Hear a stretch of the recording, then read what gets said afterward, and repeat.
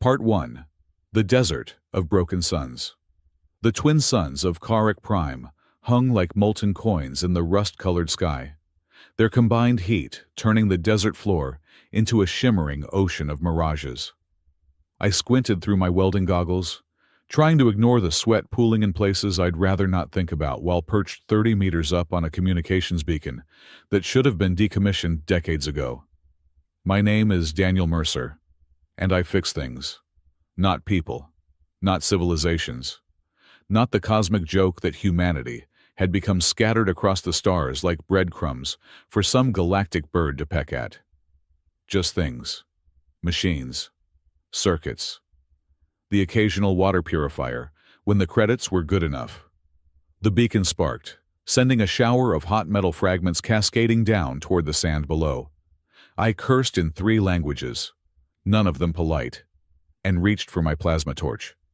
The Korath Dominion had been broadcasting their propaganda through every available frequency for the past 6 months, and the local settlements were paying good money to anyone who could block their signals. It wasn't heroic work. It was just work. That's when I heard the screaming. Now, screaming in the desert wasn't unusual. Between the sandworms, the heat madness, and the occasional territorial dispute over water rights, someone was always having a bad day. But this scream was different. It had that particular quality of desperation that made my old combat implants twitch to life, flooding my system with adrenaline I hadn't asked for. I looked down from my perch and saw them. 5 Korath soldiers in their distinctive black exosuits, forming a circle around something or someone on the ground. The Korath were humanoid enough, if you ignored the extra joint in their arms and the way their faces seemed to have too many angles, like someone had tried to fold origami out of flesh and given up halfway through. The smart thing would have been to stay on my beacon, finish the job, collect my credits, and forget I'd seen anything.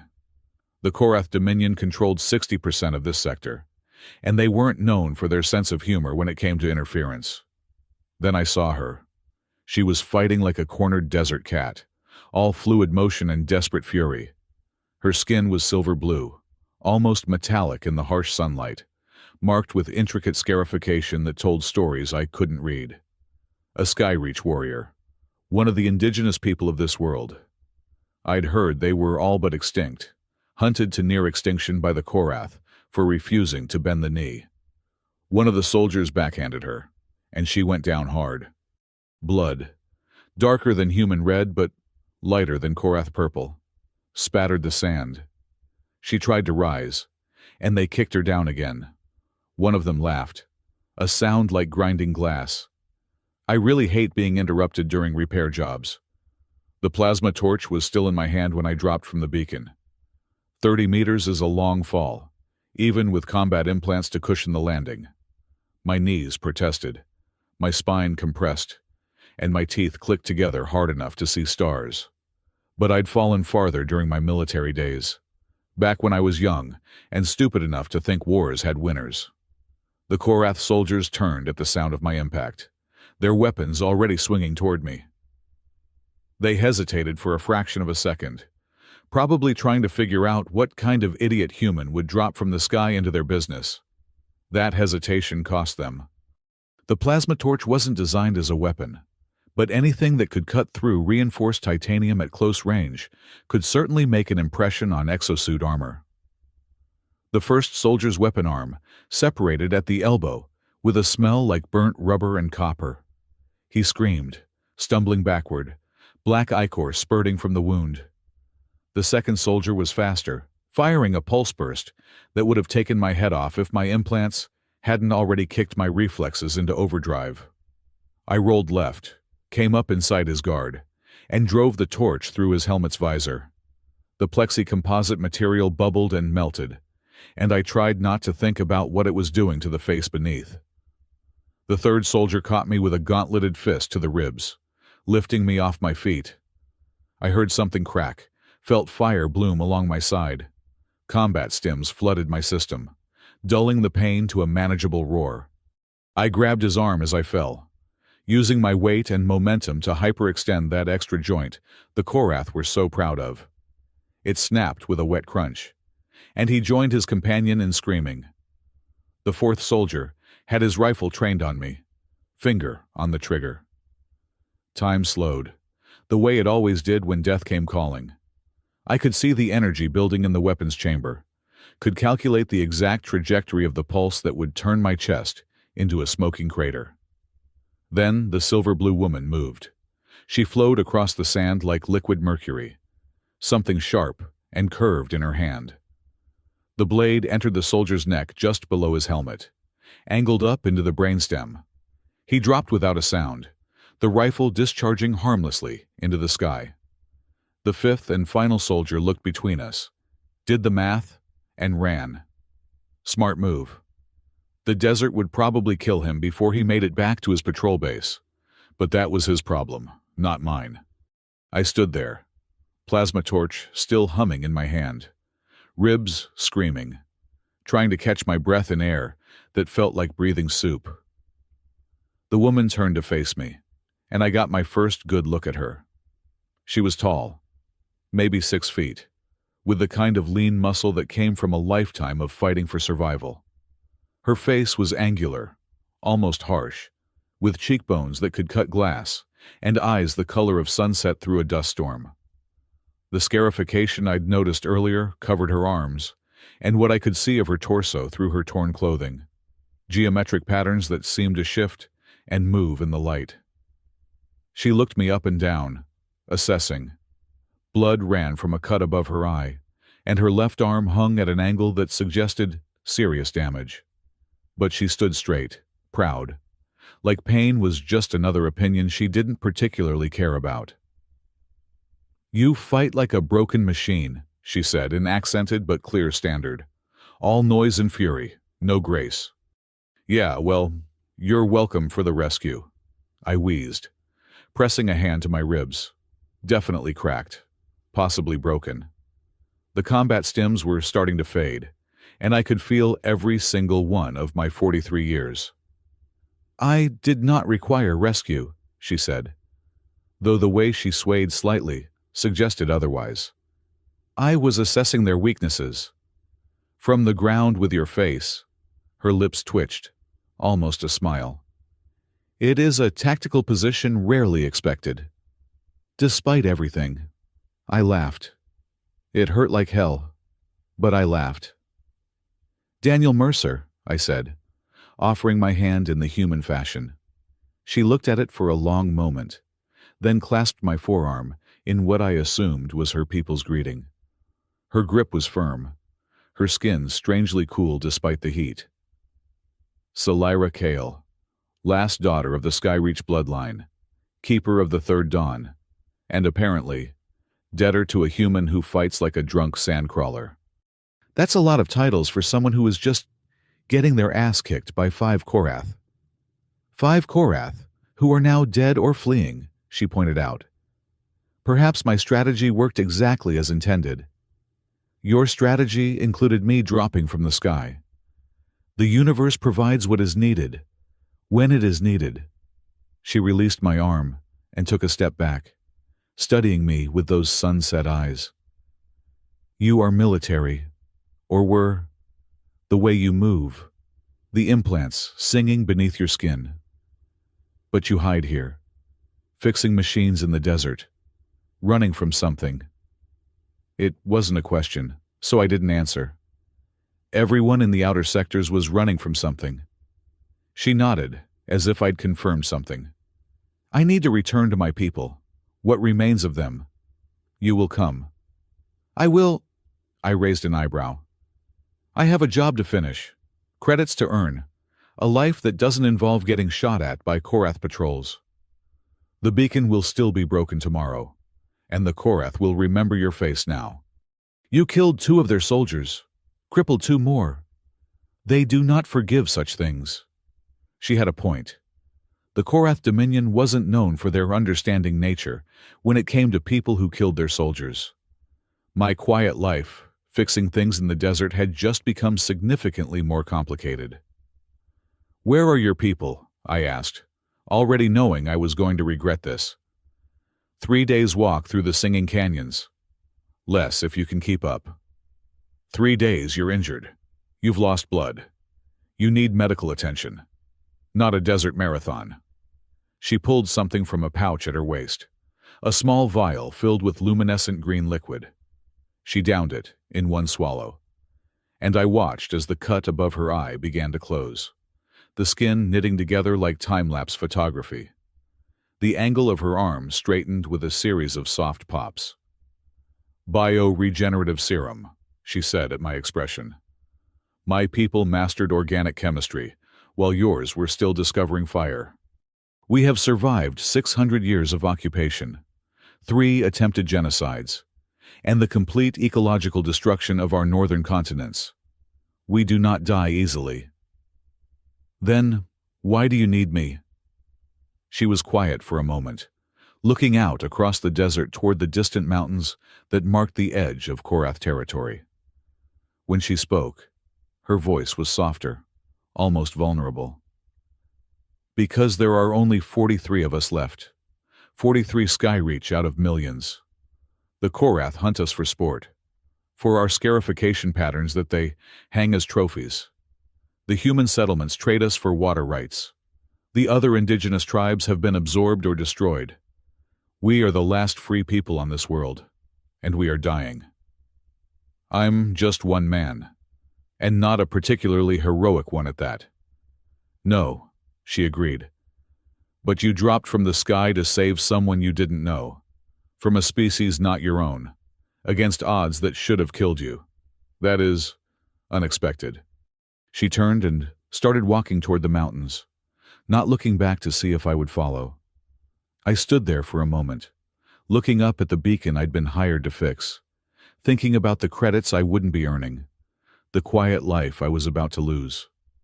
Then I followed her, because she was right about the Korath remembering my face, because I had nowhere else to go. And maybe, just maybe, because I was tired of fixing things instead of protecting them. The twin suns beat down on us as we walked, casting double shadows that danced and merged on the sand.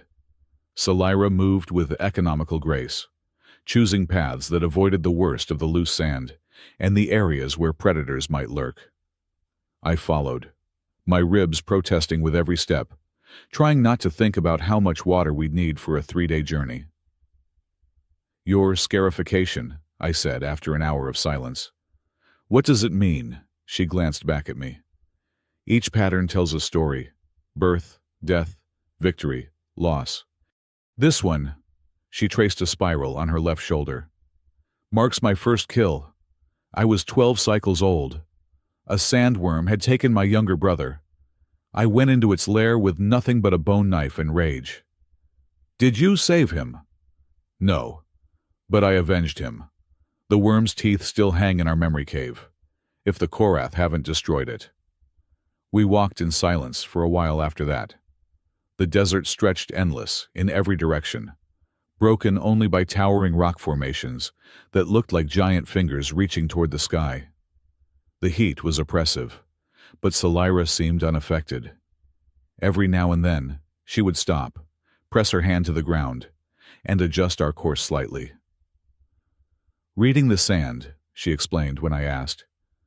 "Every grain tells a story. Vibrations, temperature changes, the way the wind moves. The desert speaks if you know how to listen." "And what's it saying now?" "That there's a storm coming, 3 hours, maybe 4. We'll need shelter." I looked at the cloudless sky. "Storm. Sandstorm. The kind that strips flesh from bone if you're caught in the open." She pointed to a dark smudge on the horizon. "There. The Weeping Rocks. We can shelter there." The Weeping Rocks turned out to be a cluster of wind-carved stone formations that did indeed look like they were crying, with mineral deposits creating white streaks down their faces. Salira led me to a cave entrance, hidden behind a curtain of hanging stone. Inside, the temperature dropped 20 degrees. The cave was deeper than I expected, with smooth walls that suggested water had carved it over millennia. Phosphorescent fungi provided a dim blue-green glow, enough to see by once our eyes adjusted.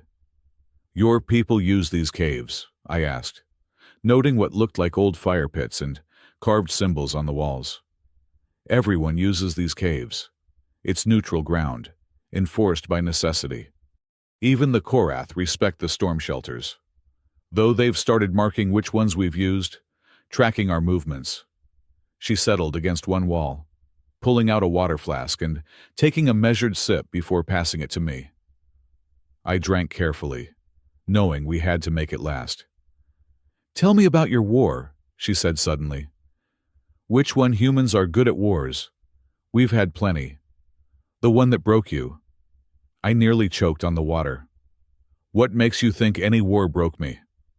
You have the best military implants I've seen, but you use them like a burden.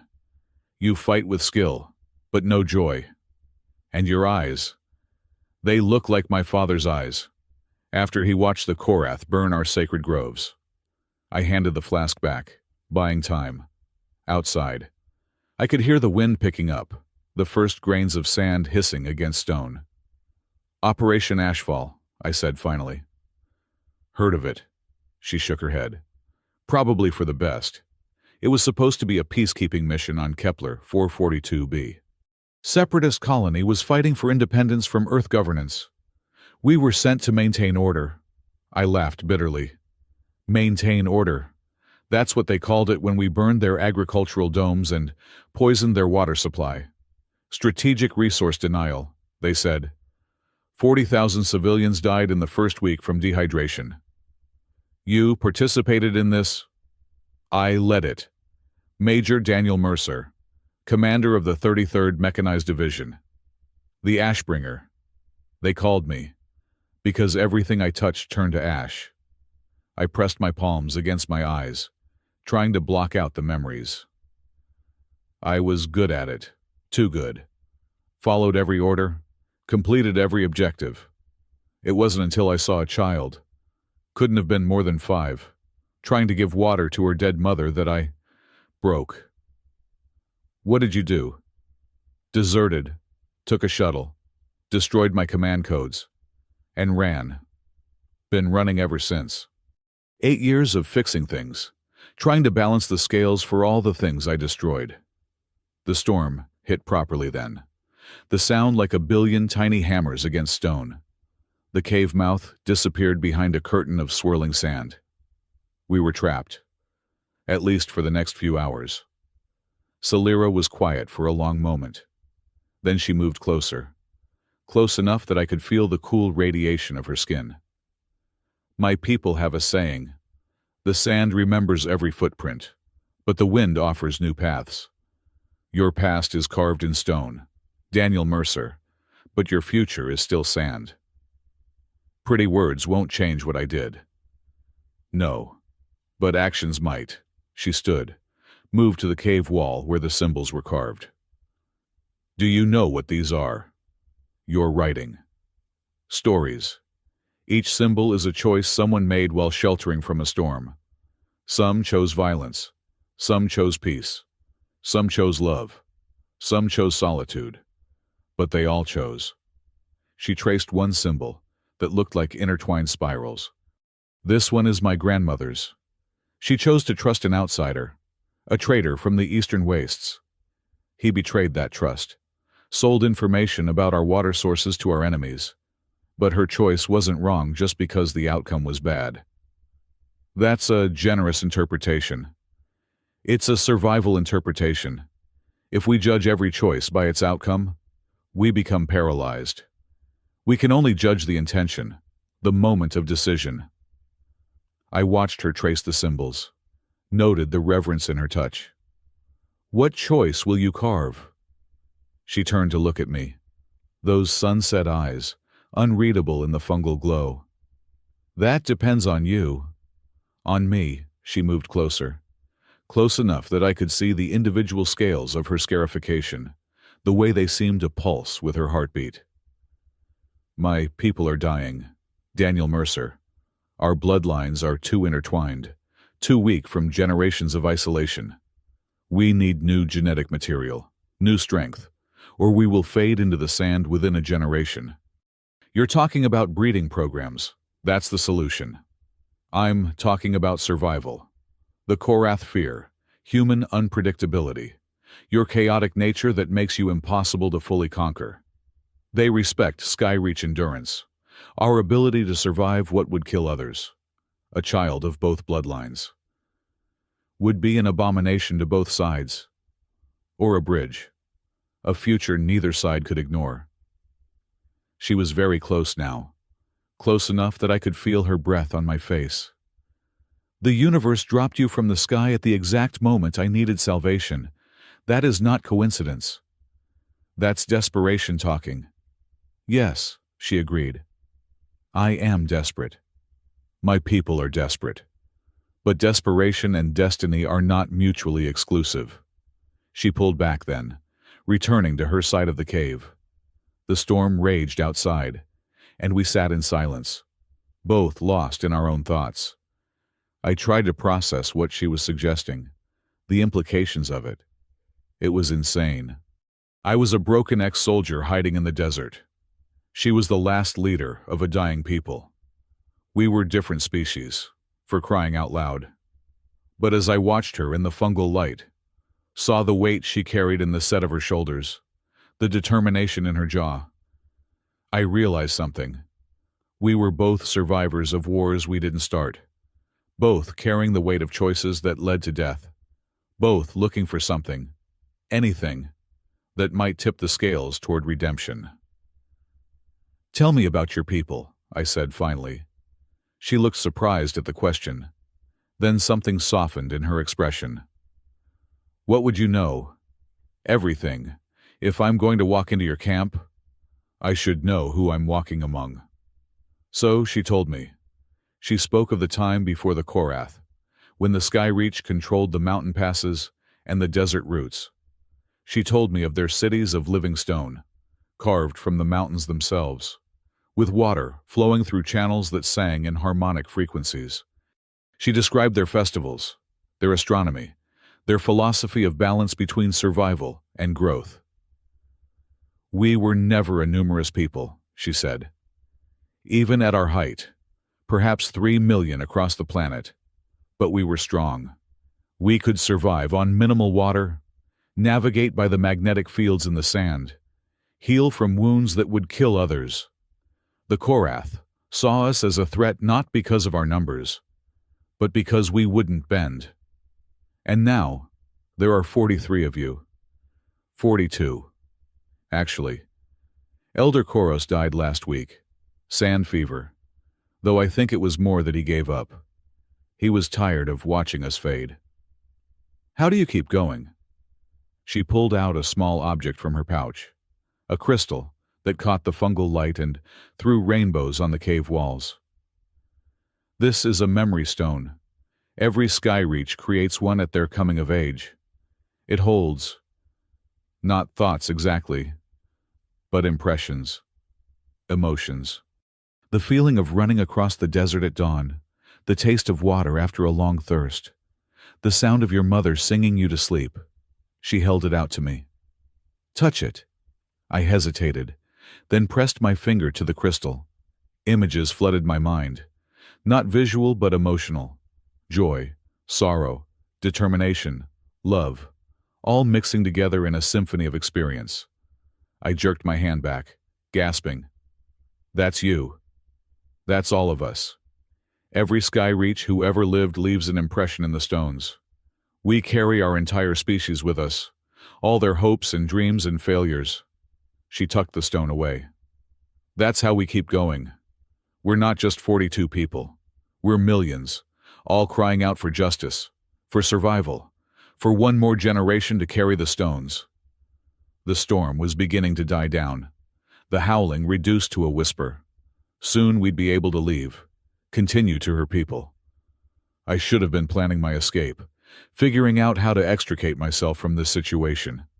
Instead, I found myself saying, I'll help you. Not what you suggested, but I'll help. I know Korath tactics, their weaknesses. I can teach your people guerrilla warfare, help set up supply lines, maybe even get some off-world support. That's not enough. It's what I can offer. She studied me for a long moment, then nodded. It's a start. The universe rarely provides exactly what we ask for, only what we need. You really believe that? That the universe cares about what we need? I believe the universe is random chaos that occasionally aligns in patterns we call destiny. Whether that's divine intervention or statistical probability doesn't matter. What matters is recognizing the pattern when it appears.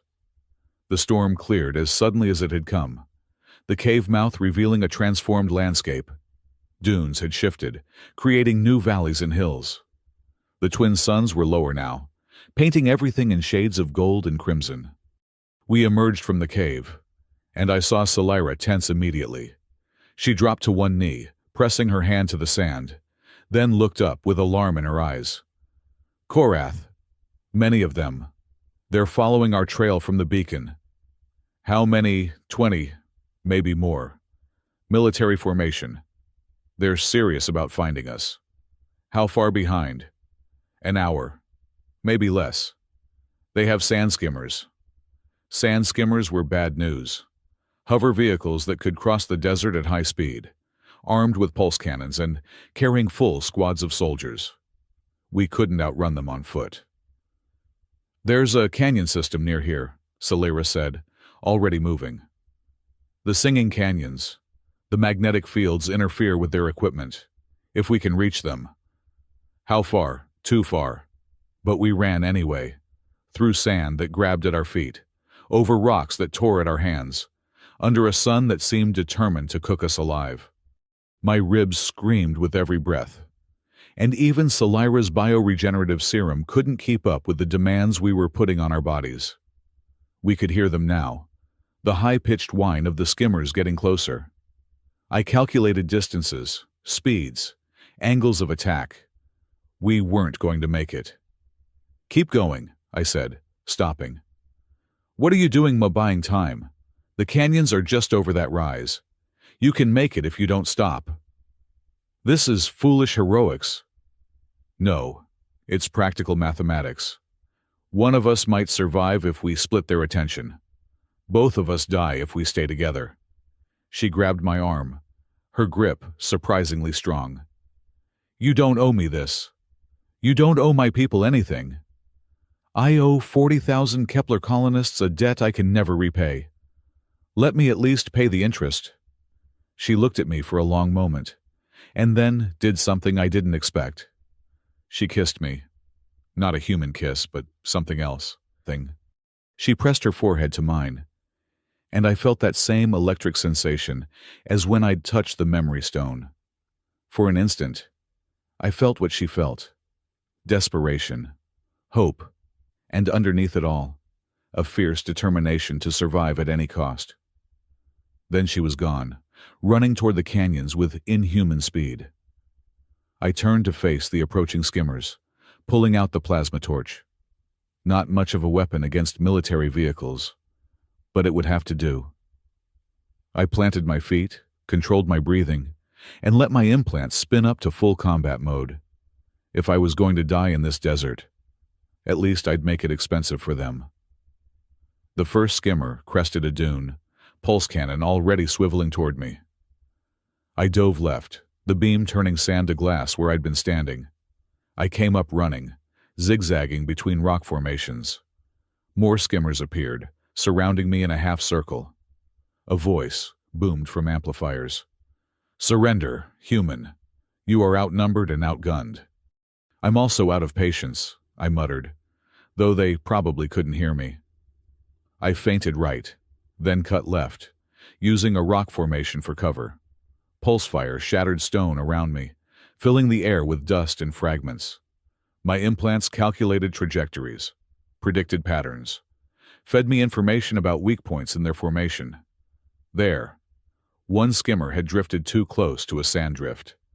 I sprinted toward it, diving under its pulse fire. The plasma torch found a fuel line, and I cut through it with desperate strength. The The skimmer lurched, spun, and crashed into the drift in a spray of sand and sparks. One down, too many to go. Something hit me in the shoulder, spinning me around. Not a pulse blast, but a projectile. Probably a tranquilizer. My left arm went numb immediately. They wanted me alive. That was interesting. I kept moving, but slower now. The tranquilizer was strong, designed for human physiology. My implants were fighting it, but it was a losing battle. Another dart caught me in the thigh. I went to one knee. The skimmers closed in, soldiers dismounting with weapons trained on me. I counted 15, plus whoever was still in the vehicles. Not great odds, even if I wasn't half tranquilized. That's when I heard it. A sound like nothing I'd ever heard before. It started low, a vibration in the sand, then rose to a pitch that made my teeth ache. The singing canyons, I realized. But this wasn't just wind through stone. This was something else. The Korath heard it too. They looked around nervously, weapons wavering. The sound grew louder, more complex, harmonics building on harmonics until it felt like the desert itself was screaming. Then they came. Skyreach warriors, erupting from the sand itself like ghosts of vengeance. Not 42 survivors, but what looked like hundreds. I blinked, trying to clear my vision. Sure, the tranquilizer was making me hallucinate. But no. They were real, solid, fighting with a coordinated fury that sent the Korath scrambling for their skimmers. Salira was at their head, that curved blade flashing in the dying sunlight, cutting through exosuit armor like it was paper. The battle was brief, but decisive. The Korath retreated, leaving 3 dead and 2 skimmers burning in the sand. The Skyreach warriors didn't pursue, instead, forming a protective circle around where I'd fallen. Salira knelt beside me, pressing something to my neck. The antidote to the tranquilizer, I assumed, as feelings started returning to my limbs. Hundreds, I croaked. You said 42. I said 42 Skyreach, she smiled, and it transformed her face from harsh to beautiful. I didn't mention the 300 refugees from other tribes we've been protecting. The Korath don't distinguish between indigenous peoples. To them, we're all the same. So we became the same. You lied to me. I told you a truth to reveal a greater truth. You needed to believe we were desperate enough to need you, or you would never have come. I wanted to be angry, but I was too tired and too impressed. So you don't need me after all. On the contrary, she helped me sit up, her hand steady on my back. We have fighters. What we need is someone who understands modern warfare, who can teach us to be more than brave warriors charging to glorious death. We need the Ashbringer. That man is dead. No, he's just been sleeping in the desert, fixing machines and hiding from his destiny. She stood, offering me her hand. Come, meet your new people. I looked at her hand, at the warriors around us, at the desert that had been my hiding place for 8 years. I thought about the beacon I'd never finish repairing, the credits I wouldn't earn, the quiet life that was now definitely over. Then I took her hand and let her pull me to my feet. The warriors parted as we walked through them, and I got my first good look at the mixed group. Not just Skyreach with their silver blue skin, but others too. Desert nomads with skin like burnished copper, mountain folk with crystalline eyes, even a few humans who looked like they'd gone native. Behold, Salira said loud enough for all to hear. The human who fell from the sky to save me, who fought 5 Korath alone, who stood against 20 to buy me time to reach you. That's a very generous interpretation of events, I muttered. History is written by survivors, she whispered back. And we need legends more than we need truth right now. They brought out the surviving skimmers, already being stripped for parts. Someone handed me water. Someone else medical supplies for my injuries. I found myself surrounded by curious faces, especially the children who had apparently never seen a human up close. One small girl, maybe 6 years old, with the distinctive silver-blue skin of the skyreach, but eyes that were startlingly green, tugged on my torn shirt. "Are you really the Ashbringer?" she asked in accented standard. I knelt down to her level, wincing at my protesting ribs. "No, I'm just Daniel. What's your name, Kira? My mother says the Ashbringer could kill a whole city with one strike." "Your mother exaggerates." "Could you teach me to fight like you?" "I fight like a broken machine, or so I'm told." She giggled at that, then ran off to join other children who were pretending to fight invisible Korath. Salira appeared beside me. "The young ones have never known anything but war and hiding. They deserve better." "Everyone deserves better. Doesn't mean they get it." "No, but sometimes the universe drops a broken soldier from the sky who might help change that." We made camp as the twin suns set, using the captured skimmers as windbreaks. The refugees had clearly done this before, setting up with practiced efficiency. Fires were lit in careful positions that wouldn't be visible from a distance. Food was distributed with military precision, and guards were posted at optimal vantage points. I found myself sitting by one of the fires, surrounded by curious refugees who wanted to hear about the human worlds. I told them about Earth, about the colonies, about the vast ships that sailed between stars. They listened with the hunger of people who'd been trapped on one world their whole lives. "Is it true humans can eat anything?" one of the desert nomads asked. "Not anything. But we're pretty adaptable. I once survived 2 weeks on nothing but fungus and filtered urine." That got a mix of impressed and disgusted reactions. "Tell us about human women," another called out. "Are they all warriors like you?" "I'm not much of a warrior anymore. And human women. They're like women everywhere, I suppose. Some fight, some heal, some build, some lead. We're a diverse species." "Do you have a mate?" This from an elderly skyreach woman, with scarification so complex it looked like a map of the stars. "No." "Why not?" "Because I've been hiding in a desert fixing machines and avoiding people." "That's a lonely life," she said with grandmother-like disapproval. "It was supposed to be." Salira appeared then, having finished whatever leadership duties had called her away. She settled beside me, close enough that our shoulders touched. The conversation continued around us, but I was hyper-aware of her presence, the cool radiation of her skin in the desert night. "Your people trust you," I observed.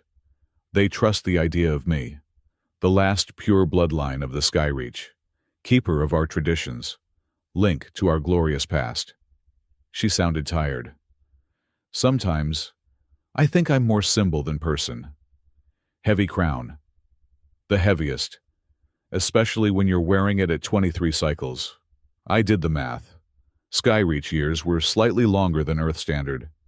She was maybe 25 in human terms, carrying the weight of an entire species on her shoulders. You're doing better than I was at that age. I was already burning cities and calling it duty. We all served the stories we're given until we learned to write our own." She pulled out her memory stone again, holding it up to catch the firelight. "What story would you write?" "Daniel Mercer. If you could start over." "I can't start over. Nobody can." "No, but you can write the next chapter. The question is, what will it say?" Before I could answer, one of the guards called out an alarm. Everyone was on their feet instantly, weapons appearing from hidden places. But it wasn't an attack. A lone figure was approaching the camp, hands raised in the universal gesture of non-aggression. As they got closer, I recognized him. One of the Korath soldiers from earlier, the one who'd run. He was in bad shape, his exosuit torn, one arm hanging useless, covered in sand and blood. The refugees surrounded him immediately, weapons aimed at his head. He fell to his knees, exhausted. "Please," he said in broken standard. "No more fight. Need help." "It's a trap," someone said. "Kill him before he signals others," another suggested. Salira walked through the crowd, studying the Korath soldier. "You were at the beacon. You ran rather than fight. Not want die for stupid mission. Not want kill for no reason." "All Korath kill for no reason," one of the refugees spat. "No." The soldier looked up, and I saw something I'd never seen in a Korath face before. Tears. They cried purple, apparently. Have family, have young, forced to serve Dominion or they die. Many forced. Not all Korath evil. Some just trapped. "It could still be a trap," I said, walking over. "Or it could be an opportunity." "Opportunity," Salira looked at me. "A Korath defector could provide intelligence, patrol routes, weaknesses in their command structure. If he's genuine, how do we determine that?" The soldier reached into his damaged exosuit, moving slowly so no one would shoot him. He pulled out a datapad, offering it to Salira. "Patrol schedules for next month, guard rotations for nearest base, codes for supply drops, proof of genuine." Salira took the pad, handed it to one of her tech people to verify. We waited in tense silence until they nodded. The information was real. "Why?" Salira asked the soldier. "Why betray your people?" "Not betray. Save. Dominion plans to use gas weapons on all indigenous camps. Kill everything that's not Korath. Make planet clean for colonization. I cannot be part of genocide. Have done enough evil. Want to choose different." The camp erupted in arguments. Some wanted to kill him immediately. Others thought he might be useful. A few, surprisingly, argued for mercy. Salira raised her hand for silence. "We vote. All who have bled for this alliance have a voice. Do we accept this Korath among us?" The vote was close, but mercy won by a handful of voices. The soldier would live, under constant guard, but he would live. As the camp settled back down, I found myself walking the perimeter with Salira. The night was clear, stars brilliant in the thin atmosphere. "That was risky," I said. "Taking in a Korath. Everything is risky now. But if we become like them, killing without thought, without mercy, then we've already lost." She stopped, looking up at the stars. "Do you know what my grandmother told me before she died?" "What?" "She said the greatest victory is not defeating your enemy, but transforming them into your ally. That real strength isn't in the blade, but in the hand that chooses when not to use it." "Wise woman." "She was. She also told me I would know my mate by the way he fell from the sky." She turned to look at me, those sunset eyes unreadable in the starlight. I thought she was speaking in metaphors. "Everything's a metaphor if you squint hard enough," she laughed, a sound like wind chimes in a gentle breeze. "You're an unusual human, Daniel Mercer. And you're an unusual whatever species you are. We're called the Ashaki in our own tongue. It means those who remember. But Skyreach works too. We did love our mountains before the Korath took them." We stood there, in comfortable silence, watching the stars wheel overhead. I found myself thinking about the strange turns life takes. This morning, I'd been a nobody fixing a beacon. Now I was standing with the leader of a refugee alliance, possibly the last hope for the indigenous peoples of this world. "I should tell you something," Salira said suddenly. "Earlier, in the cave, when I suggested breeding, that wasn't random desperation. There's a prophecy among my people." "Of course there is." "Mock if you wish. But prophecies are just pattern recognition extended across generations. This one speaks of a child born of sky and stone, of chaos and order, who will unite the scattered peoples and drive the oppressors back to the stars." And you think that means a human Skyreach hybrid? I think prophecies are vague enough to mean whatever we need them to mean.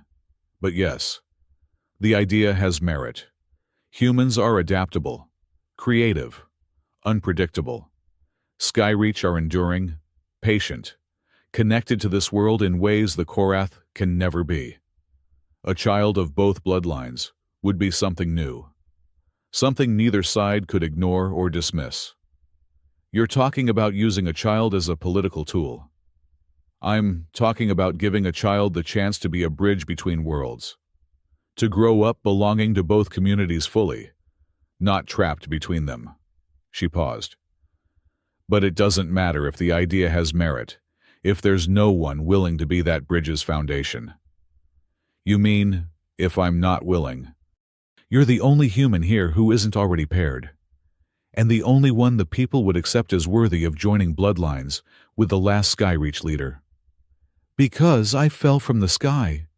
Because you chose to fall. That's the difference that matters. I thought about it, really thought about it. Not the immediate proposition, which still seemed insane, but the larger implications. The war that was coming, because it was always coming. The genocidal gas attacks the Korath defector had warned about. The children playing at being warriors because that's all they'd ever known. First, we survive, I said finally. We build defenses, train fighters, establish supply lines. We turn this refugee camp into something that can withstand what's coming. Then we talk about futures and children and prophecies. That's not a no. It's not a yes either. It's a let's not die first and see what happens. She smiled, and it was like watching the sun rise over the desert. I can work with that. As we walked back toward the camp, she slipped her hand into mine. Her skin was cool, smooth in some places, ridged with scarification in others. It should have felt alien, wrong. Instead, it felt like coming home after a very long journey. The camp was quieting down for the night, families clustering together for warmth as the desert temperature dropped. The Korath defector sat apart, under guard, but also given food and water. Someone had even provided him with a blanket. Small mercies in a harsh world. I found myself a spot near the edge of camp, laying out my bedroll on the sand. Salira appeared with her own bedroll, setting it up nearby. Not quite touching, but close enough that we could talk without being overheard. Tell me about Earth, she said quietly. The real Earth, not the propaganda version. So I did.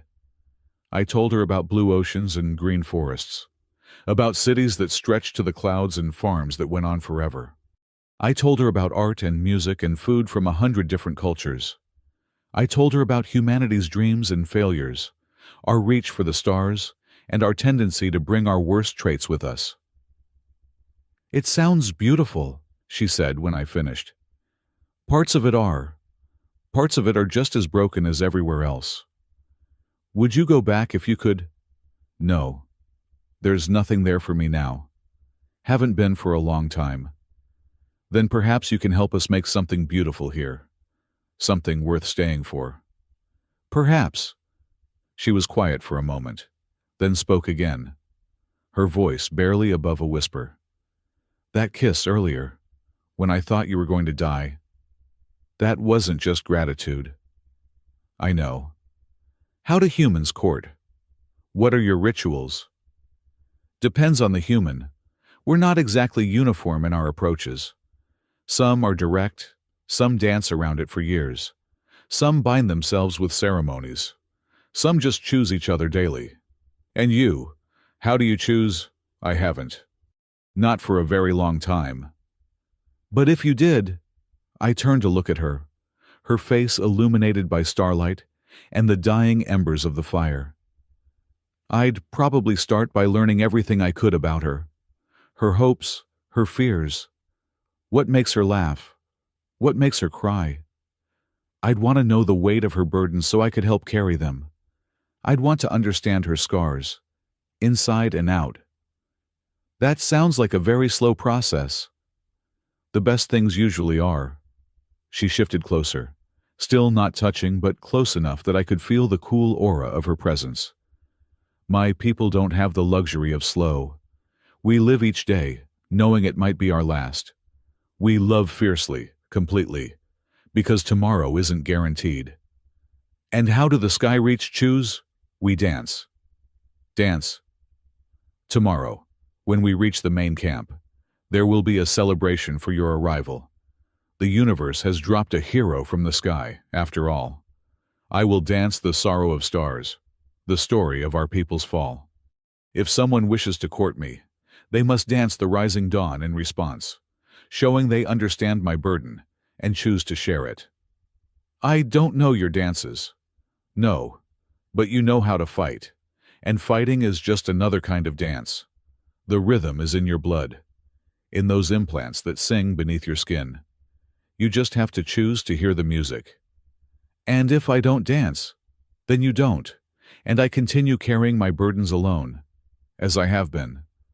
But the offer was made, witnessed by stars and sand.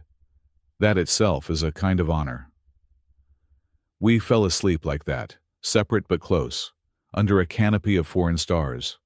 I dreamed of dancing and fighting, of silver blue skin and sunset eyes, of children who could bridge worlds and prophecies that might just be desperate hope. I woke to commotion. The sun, just one this morning as the other hadn't risen yet, was barely above the horizon when guards started shouting. I was on my feet instantly, weapon in hand, scanning for threats. But it wasn't an attack. It was an arrival. A small group of Skyreach warriors. True Skyreach, with the silver blue skin and complex scarification, were entering the camp. At their head was an elderly woman, bent with age, but moving with surprising grace. "Elder Thera," Solara breathed beside me, and I heard reverence in her voice. She survived. The elder's eyes found us immediately, and she made her way over, up close. I could see she was ancient. Her scarification so complex it covered nearly every inch of visible skin. Her eyes were milky with cataracts, but she moved like she could see perfectly. "So," she said, her voice like sand over stone. "The Skyfaller has come at last." "Elder," Solara began, but the old woman raised a hand. "I'm not speaking to you, child. I'm speaking to him." Those blind eyes fixed on me with unnerving accuracy. Daniel Mercer, the Ashbringer, the Broken Blade, the Desert Ghost. You have many names, but none of them are true. You haven't found your true name yet. "I'm pretty sure Daniel is my true name," she cackled, a sound like grinding gears. "Names are earned, not given. You'll earn yours before this is over." She reached out, her gnarled hand finding my face with surprising gentleness. "Yes, you'll do. You're broken in all the right places." That's not exactly reassuring. It's not meant to be. Reassurance is for the weak. You're going to need to be strong for what's coming. Her hand moved to Solara's face. "Both of you, the dance has already begun, whether you hear the music or not." She turned and walked away without another word, leaving us standing there confused. "Is she always that cryptic?" I asked. "Always. She sees patterns in the sand that others miss. Some say she can read possible futures in the way the wind moves." Solara watched the elder disappear into a tent. "If she says you'll do, that's significant." "Do for what?" "Whatever the universe has planned, apparently." We broke camp quickly after that, loading everything onto the captured skimmers and beginning the journey to the main settlement. I rode with Solara, trying not to think about how natural it felt to have her pressed against my back as she guided the vehicle through narrow canyon passes. The singing canyons lived up to their name. Wind through the stone formations created harmonics that ranged from beautiful to unbearable. At certain points, Solara had to adjust our route to avoid frequencies that would have shattered our eardrums. How do you know which paths are safe? I shouted over the noise. Practice and genetic memory. Our inner ears are adapted to read the frequencies. It's like having a map drawn in sound. Must make it hell for the Korath to follow. That's the idea. We emerged from the canyons into a hidden valley that took my breath away. It was an oasis, but not just of water. Green things grew here, actual trees and grass, fed by an underground river that surfaced in a series of pools. And there, built into the canyon walls themselves, was a city, or what remained of one. Once, it must have been magnificent. Buildings carved directly from the red stone, connected by bridges that looked like frozen waterfalls. But time and war had taken their toll. Many structures were collapsed. Others showed scorch marks from energy weapons. Still, people had made homes in what remained, adapting the ruins to their needs. Welcome to Last Stand, Salira said. The final free settlement on Carrick Prime. Optimistic name. Realistic. If this falls, we fall with it. Our arrival caused a sensation. People poured out of buildings, from behind rocks, seeming to materialize from the stone itself. They surrounded us, voices raised in a dozen languages, all wanting to know about the Skyfaller, the human who had saved their leader. Children ran alongside our skimmer, laughing and pointing. Adults watched with mixtures of hope and suspicion. I saw more species than I could count, all refugees, all survivors of the Korath expansion. We stopped in what had once been a grand plaza, now converted into a kind of community center. Tents and temporary structures filled the space between ancient stone pillars. A fountain that had once held water now served as a fire pit. Salira stood on the skimmer, raising her hands for silence. "My people," she called out, her voice carrying across the plaza. "The universe has answered our call. The Skyfaller is here, and he stands with us." The crowd erupted in cheers, and I found myself lifted off the skimmer, passed hand to hand through the crowd like some kind of trophy. It should have been terrifying, but the joy on their faces was infectious. These people had been living on the edge of extinction, and they saw me as hope. I was deposited on a raised platform where other leaders waited. I recognized a few from the camp, but there were others. A massive creature that looked like living stone, a pair of insectoid beings with crystalline wings. More humans than I'd expected. "So you're the one causing all the fuss," one of the humans said. She was older, military bearing obvious despite the patched civilian clothes. Captain Sarah Chen, formerly of the Mars Defense Force. Major Daniel Mercer, formerly of nobody worth mentioning, I replied, shaking her hand. Bullshit. I know exactly who you are, Ashbringer. The question is whether you're here to help or just hiding in a different desert. Before I could answer, drums started beating. The crowd fell silent, turning toward the sound. Salira appeared, but transformed. She wore a dress that seemed to be made of starlight, shifting and shimmering with every movement. Her scarification had been highlighted with phosphorescent paint that glowed in the shadows. "The sorrow of stars," someone whispered beside me. "She's going to dance the full version. That hasn't been done in 50 years. The drums built to a crescendo, then stopped. In the silence, Salira began to move. It wasn't like any dance I'd ever seen. It was martial arts and poetry, violence and grace, all woven together in a narrative that needed no words.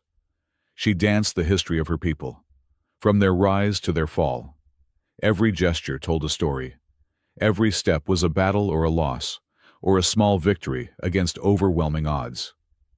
The crowd swayed with her movements, some crying openly as she portrayed particularly tragic moments.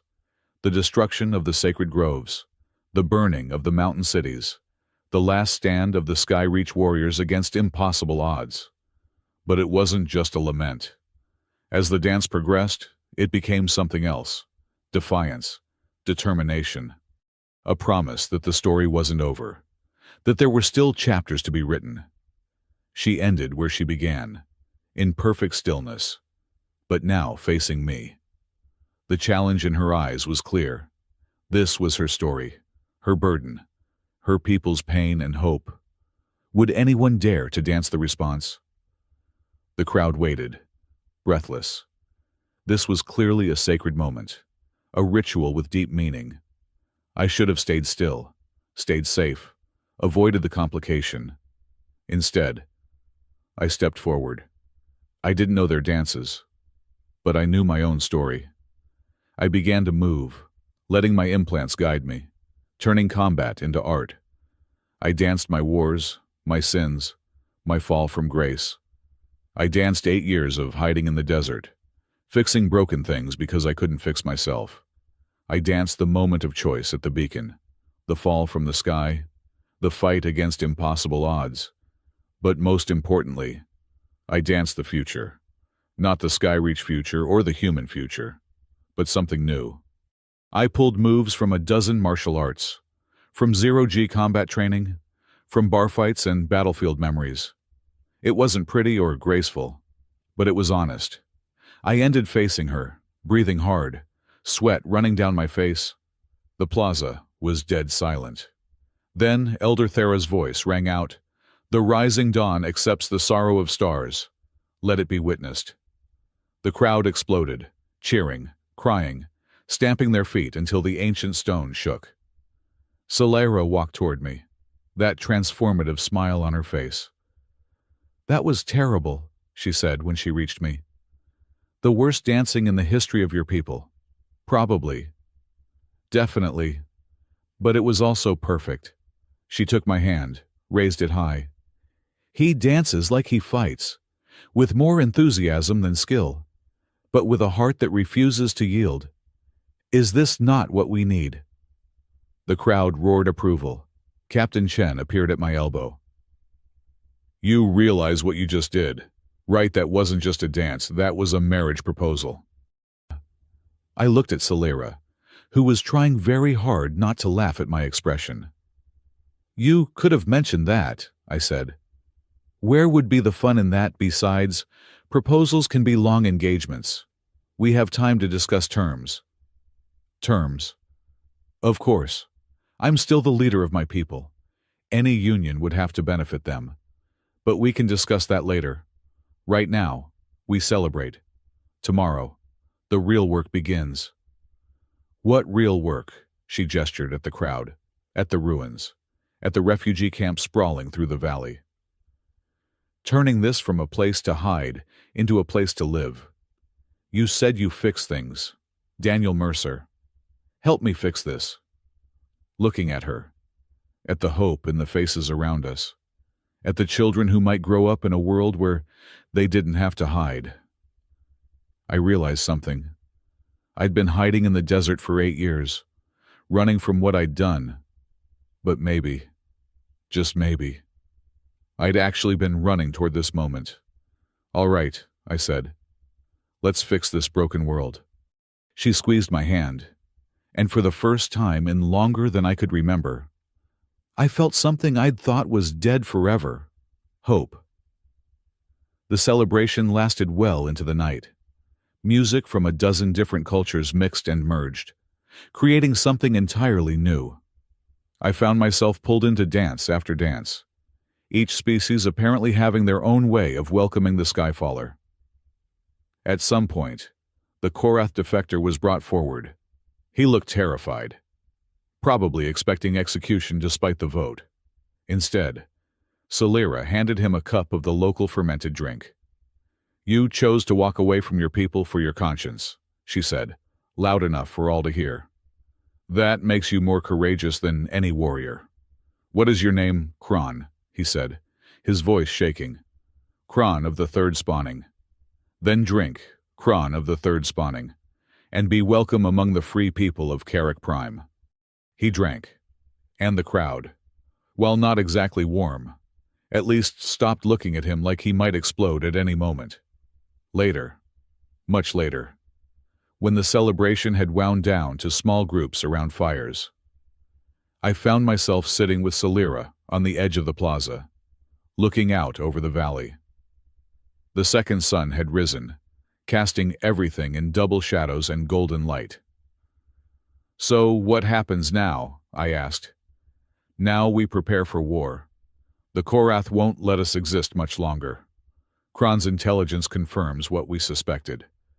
They're planning something big, something final. The gas attacks, among other things. They want this planet cleared for their colonists. We're just pests to be exterminated. Then we need to be more than pests. We need to be predators." She looked at me with interest. "What do you have in mind?" "Guerrilla warfare on a planetary scale. Hit-and-run tactics. Make holding this planet so expensive in lives and resources that they decide it's not worth it. It's worked before. You've done this." "I've been on the other side of it. I know what breaks an occupying force's will." "And what's that?" "Never feeling safe. Never knowing when the next attack will come. Watching your supply lines get hit. Your base is undermined. Your soldiers disappear in the night. Make them afraid of the dark, of the desert, of every shadow." "That could take years." "Freedom usually does." She leaned against me, her cool skin a relief in the heat. "I can't promise years. My people need hope sooner than that. Then we give them victories. Small ones at first, building to bigger ones. We turn your refugees into an army, not of soldiers but of survivors. Every person here has skills, knowledge, reasons to fight. We use all of it. And us. What about the terms of our engagement? What do you want, children, soon? Not just ours, but encouraging mixing between all the refugee populations. Genetic diversity is strength. The Korath fear contamination, mixing bloodlines. We make it our greatest weapon." "You really did mean it. Using children as political tools." "No. Giving children the chance to inherit all of our strengths. None of our divisions. In 2 generations. There won't be Skyreach or humans or desert nomads. There will be Karakons, people of this world, united in their diversity." "That's either brilliant or insane." "Both, probably. But do you have a better idea?" I didn't. Looking out over the valley, at the mixed population already starting to blend and merge, I could see the future she envisioned. It would be messy, complicated, full of challenges, but it would also be alive, vibrant, unpredictable. Everything the Korath's rigid order couldn't tolerate. 6 months, I said finally. "What?" "Give me 6 months to turn this into a fighting force, to establish defenses, train fighters, set up supply chains. Then we revisit this conversation about children and futures." 3 months. 4. "Deal." She held out her hand, and we shook on it, though her smile suggested she knew something I didn't. Over the next few days, I threw myself into the work. Captain Chen turned out to be a logistical genius, having kept her small group of human refugees supplied for 3 years with minimal resources. The stone creature, who went by Granite, was an engineer who could literally shape rock with his hands.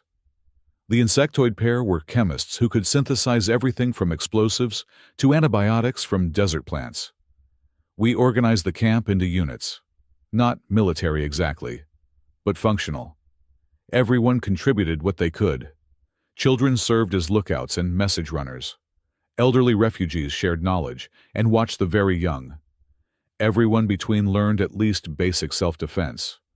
The Korath defector, Kron, proved invaluable. He knew their protocols, their weak points, their psychology.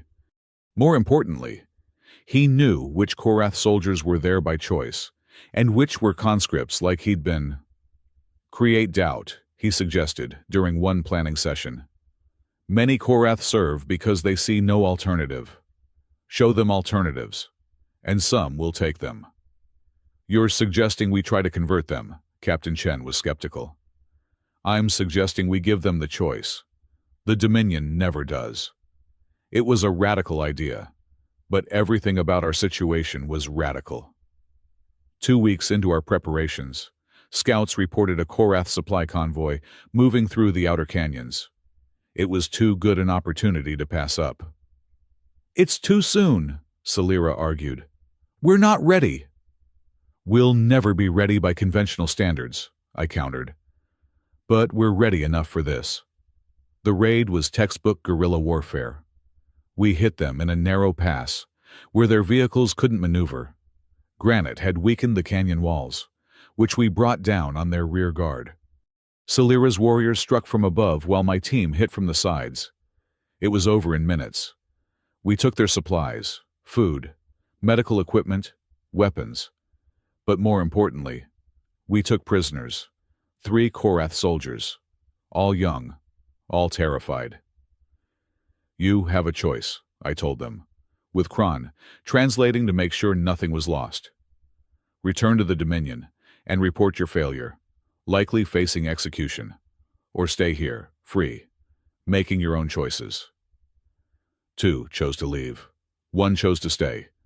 Word of the raid spread quickly, both among our people and beyond.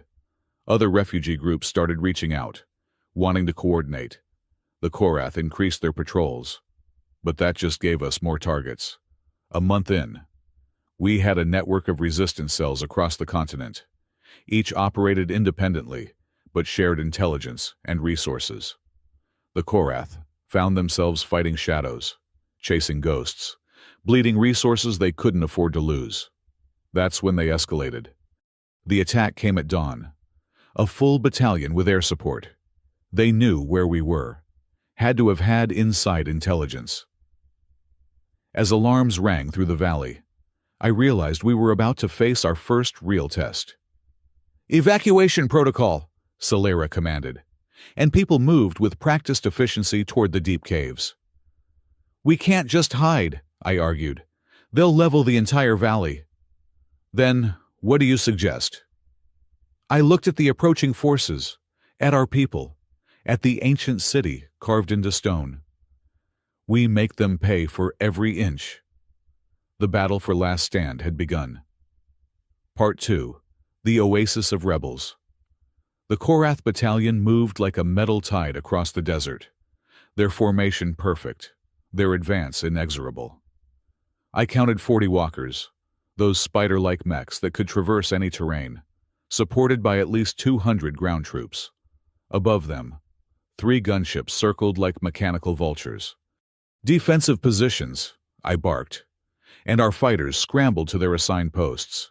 We drilled this, but drills and reality were different beasts entirely. Captain Harrison, the woman I'd met as Sarah, but who preferred her surname, appeared at my side with a tactical display. They're spreading out, trying to encircle the valley. Classic containment strategy. Then we don't let them contain us. I turned to Salira, who was coordinating the evacuation. "How many fighters do we have?" 60 who can actually fight. Maybe 30 more who can hold a weapon without shooting themselves. Against 200+ mechs. "The odds have been worse," she said, though her expression suggested otherwise. Elder Thera shuffled past, moving against the flow of evacuees. "Where are you going?" Salira called after her. "To dance with death, child. It's been too long since we've had a proper conversation." Before anyone could stop her, the old woman walked straight toward the main entrance of the valley, her staff clicking against stone. "Is she insane?" Harrison asked. "Probably," Salira said. "But she's also our best chance. Elder Thera knows things. Old things. If anyone can buy us time." A massive explosion rocked the valley. The Korath had begun their bombardment, energy shells turning sections of our ancient city to rubble. Children screamed, adults cursed, and somewhere in the chaos, I heard singing. It was the Skyreach elders, those too old or weak to evacuate. They stood in a circle at the center of the plaza, voices raised in harmonic frequencies that made my teeth ache. The sound built, layered, became something more than music. The stone beneath our feet began to vibrate. "What are they doing?" I shouted over the noise. "Waking the mountain," Salira replied, her eyes wide with something between fear and awe. "It's forbidden, the last resort. They're calling on the planet itself." The ground cracked. Steam vented from fissures that hadn't existed moments before. The singing intensified, and I felt my implants responding, harmonizing with frequencies I couldn't consciously hear. Then the mountain answered. A section of the canyon wall simply moved. What I'd taken for natural rock formation unfolded, revealing itself as something else entirely. Not alive exactly, but not dead either. It was like the mountain had grown a guardian, tons of living stone shaped vaguely like a warrior. The Korath forces hesitated, their perfect formation wavering. In that moment of uncertainty, we struck. "Now!" I roared, and our ragtag force erupted from hidden positions. Granite led the charge of his people, the stone shapers who could make the very ground rebel against our enemies. Rock spikes erupted beneath Korath walkers, piercing their armored bellies. Canyon walls reached out with fingers of stone, crushing soldiers against their own vehicles. The insectoid chemists released their newest creation, a cloud of corrosive spores that ate through armor and electronics alike. Korath soldiers fell choking, their equipment failing, their weapons becoming dead weight. Harrison's human fighters used the tactics we drilled, hit and fade, never staying still long enough to be targeted. They turned the Korath's own weapons against them, jury-rigged pulse rifles becoming crude but effective artillery.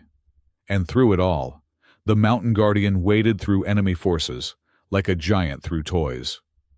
Pulse fire that could level buildings barely scorched its stone skin.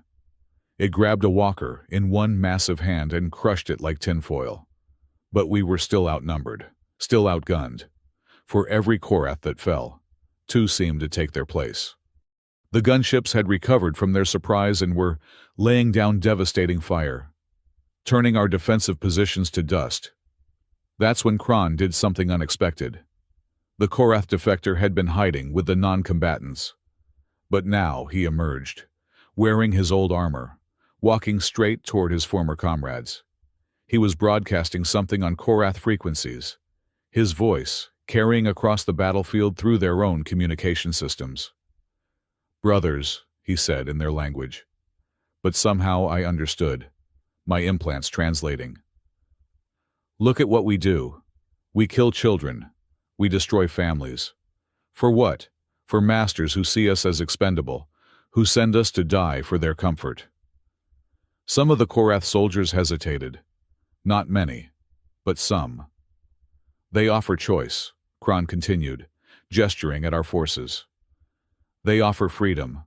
I have eaten at their tables, slept without fear, spoken my mind without punishment. When did the Dominion last offer you such—" A Korath officer shot him. Pulse fire took Kron in the chest, sending him sprawling. But his words had done their work. The hesitation spread, confusion rippling through their ranks. In that chaos, Salira moved. I'd seen her fight before, but this was different. This was her, fully unleashed, moving like liquid death through the battlefield. Her blade, that curved piece of metal I'd first seen her use, turned out to be something special. It cut through everything, armor, weapons, even energy shields, like they were made of paper. She danced through the Korath forces, and where she passed, soldiers fell, not all dead. I noticed. She was precise, surgical, disabling rather than killing when possible. It was a message: we're not monsters like you. I found myself beside her, my plasma torch singing its superheated song. We moved in sync, covering each other's weaknesses, amplifying each other's strengths. It felt natural, like we'd been fighting together for years instead of weeks. A walker loomed over us, its pulse cannon charging. Salira threw her blade, the curved metal spinning through the air to sever hydraulic lines. The walker stumbled, and I was there, torch finding the pilot compartment, cutting through. The pilot, A young Korath, barely past spawning age, tumbled out. He looked at me with those too many angled features, terror evident despite the alien architecture of his face. "Choose," I said in broken Korath. The word Kron had taught me. "Fight or flee, choose." He fled. The battle raged for hours. The Mountain Guardian fell eventually, brought down by concentrated fire from all 3 gunships. But it had done its work, breaking the Korath advance, giving us time to mount a real defense. When the smoke cleared, we'd lost 23 fighters. The Korath had lost over 100, plus 8 walkers and 1 gunship that Granite's people had literally pulled from the sky. The remaining forces retreated, bloodied and demoralized. We'd won, but it didn't feel like victory. I found Kron in the medical tent, somehow still alive despite the chest wound. The insectoid chemists had sealed the hole with some kind of organic resin that pulsed with his heartbeat. "Stupid brave," I told him. "Necessary brave," he corrected weakly. 14 defected. During battle, 14 choose freedom. 14 out of hundreds. But it was a start. That night, as we buried our dead and tended our wounded, Salira found me sitting alone on a rocky outcrop, looking out at the desert. She settled beside me without a word, her presence both comfort and complication. "The elders are dead," she said finally. "All of them. The calling took everything they had. I'm sorry. They knew the price. They chose to pay it." She pulled out her memory stone, adding new impressions to it. I could almost feel the weight of grief flowing into the crystal. 23 more stories ended today, but others began. Those 14 Korath who defected, they're starting new stories. You really believe we can convert them, turn our enemies into allies? I believe everyone wants to be on the right side of history. They just need to be shown which side that is. She leaned against me, her cool skin a relief in the residual heat of the day. 3 weeks until our agreement expires. You're counting. Every day. My body knows its cycles, knows that time is running short. I'm the last fertile female of pure Skyreach bloodline. If I die without children... You won't die. You can't promise that. No, I admitted. But I can promise to do everything in my power to prevent it. She turned to look at me, those sunset eyes searching my face. Why do you care what happens to us? Because for 8 years, I've been dead inside, going through the motions of living without actually being alive. And then you looked me in the eyes and asked me to bear your children. And for the first time in almost a decade, I felt something crack open inside me. Hope, maybe. Or just the possibility of redemption. Redemption through hybrid babies. Redemption through choosing to build instead of destroy. She kissed me then. That strange forehead-pressing gesture that sent electricity through my skull. But this time, she followed it with something more human. Her lips finding mine in a kiss that was both alien and familiar. When we pulled apart, I was breathing hard, my implants confused by the mix of human and non-human pheromones. 3 weeks, she said again. But now it sounded like a promise. The next days blurred together in a haze of preparation and paranoia. The Korath would return. We all knew it. The question was when and with how much force. We used the time to fortify. Granite's people literally reshaped the valley, creating defensive positions that looked natural, but were anything but. Hidden weapon emplacements, collapsible tunnels, kill zones disguised as open ground. The 14 Korath defectors were a challenge. Our people didn't trust them, for obvious reasons. They were housed separately, under guard, but I insisted they be treated as guests, not prisoners. They need to see we're better than the Dominion, I argued in council. That choosing us means choosing dignity. It was Elder Thera's successor, a middle-aged Skyreach woman named Vera, who suggested the solution. Let them prove themselves, not in battle, but in building. Have them help repair what was destroyed. Let our people see them sweat for reconstruction, not destruction. It worked, slowly. Watching Korath soldiers carefully rebuilding homes, playing with children who gradually lost their fear, sharing meals with former enemies. It wasn't trust, not yet, but it was a beginning. One of the defectors, a female named Kresh, turned out to be a communications specialist. She helped us tap into Korath military channels, giving us advance warning of movements and plans. "They're bringing in something big," she reported one evening. "They call it the Harvester. It's meant to strip mine entire continents, but they've weaponized it." "Weaponized how?" Harrison asked. "It consumes organic matter and converts it to fuel. Anything living within a kilometer simply dissolves." The room went silent. We all understood what that meant. They weren't planning to conquer us anymore. They were planning to erase us. "How long?" Salira asked. 2 weeks, maybe less. 2 weeks. My agreement with Salira would expire before then. That night, she came to my quarters. Not sneaking or hiding, but walking openly through the camp, making her intentions clear to everyone. When she entered my small room carved into the canyon wall, I knew the conversation we'd been avoiding had arrived. "The Harvester changes things," she said, without preamble. "If we're all going to die anyway, we're not going to die. You have a plan. Always. But that's not why you're here." She smiled. That expression that transformed her face. "No. I'm here because tomorrow isn't guaranteed, and I'm tired of waiting for the perfect moment that may never come." "What about your political marriage? Your carefully planned hybrid breeding program?" "Plans change. People change." She moved closer, her hands finding mine. "You changed. From the broken man fixing beacons to someone who stands between death and the innocent." "I changed.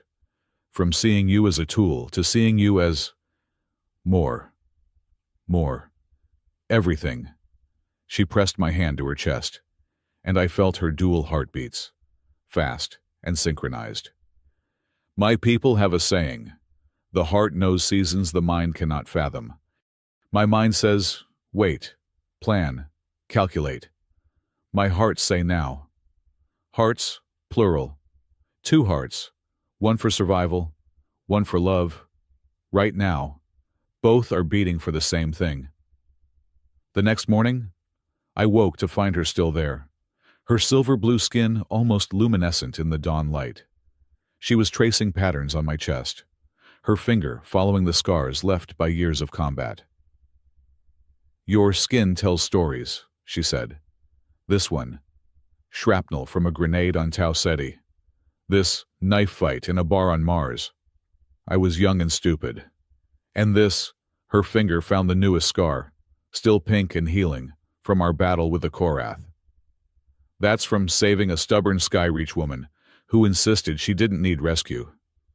"I didn't. But I'm glad you disagreed." We lay there in comfortable silence until duty called. There was always something, repairs, training, planning, the endless work of survival. But something had shifted in the camp. People looked at us differently, with a kind of hope I hadn't seen before. The last pure Skyreach and the human Skyfaller, together. It meant something to them, a symbol of unity, of possibility. Harrison cornered me during weapons training.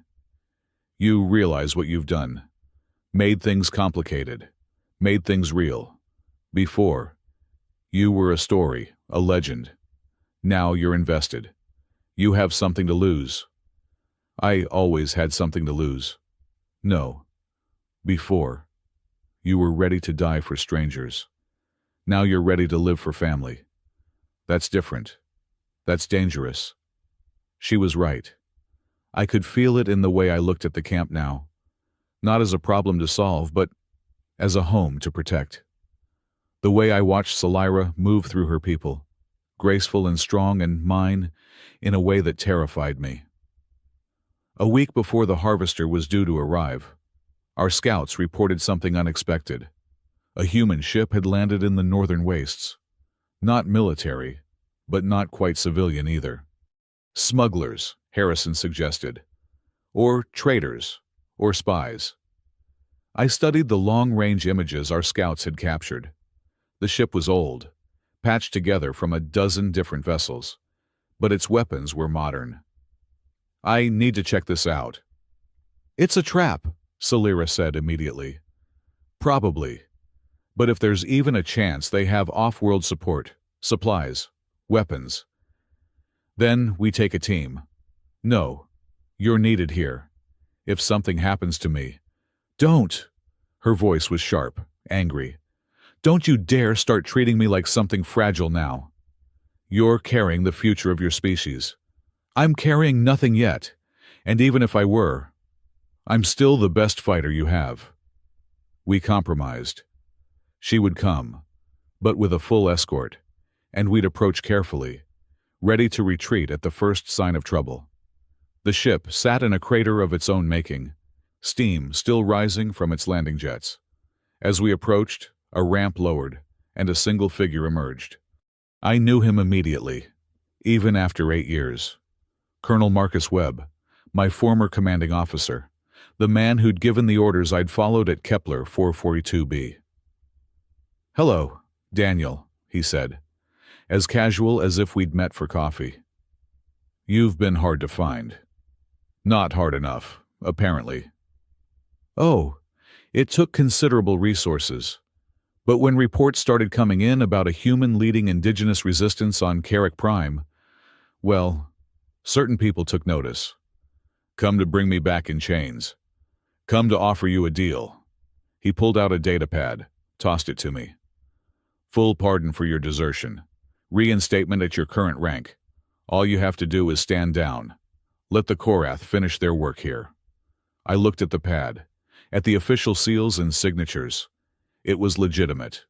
My ticket back to civilization, to a life without running. "And my people?" Salira asked.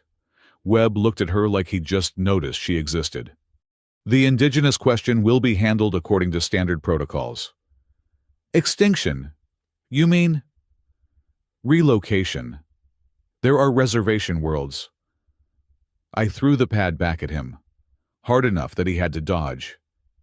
"There's your answer." "I thought you might say that." He pulled out another device, this one military. "So here's the real offer. The Harvester isn't just Korath tech, it's human design, sold to them through back channels. We have the shutdown codes. You're selling us the codes. Trading. You come back, testify about what you saw at Kepler. Help us remove certain problematic elements in the military hierarchy. In exchange, the Harvester never activates." "You want me to betray my fellow officers to save these people? I want you to tell the truth about war crimes to save an entire species. Seems like a fair trade." I felt Salira tense beside me. This was it, the impossible choice. My honor against her people's survival. "I need time to think." "You have 12 hours.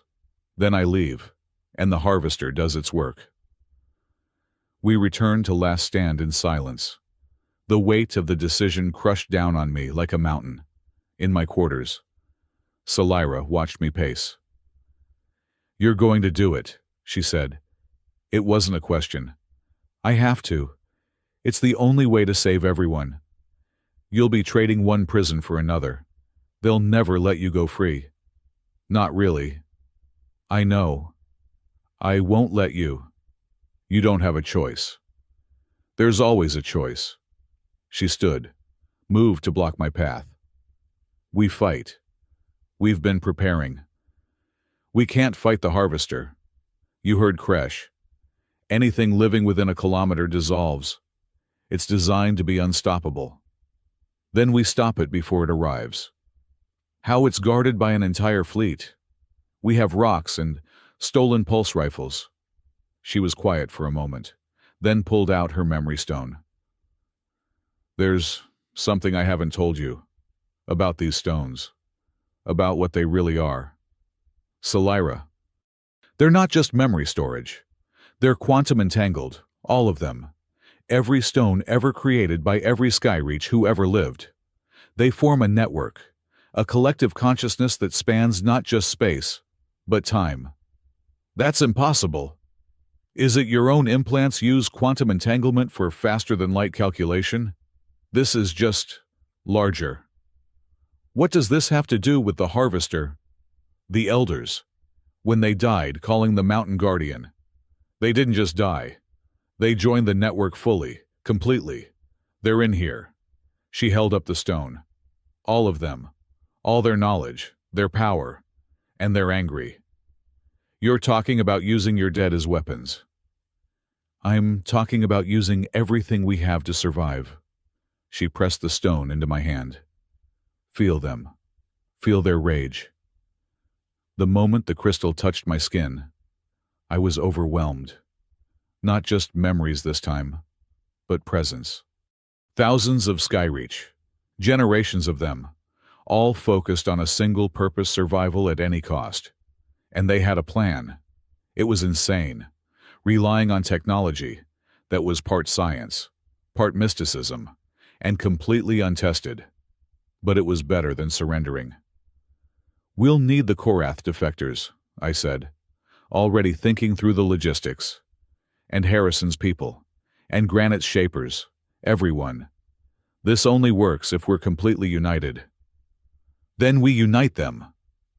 The next 6 hours were a blur of preparation. We gathered everyone in the plaza, even the children. I stood before them, the memory stone in one hand, Webb's datapad in the other. We have a choice, I said, my voice carrying across the crowd. Surrender and hope for mercy that won't come, or fight with everything we have, including things we don't fully understand. I won't lie to you.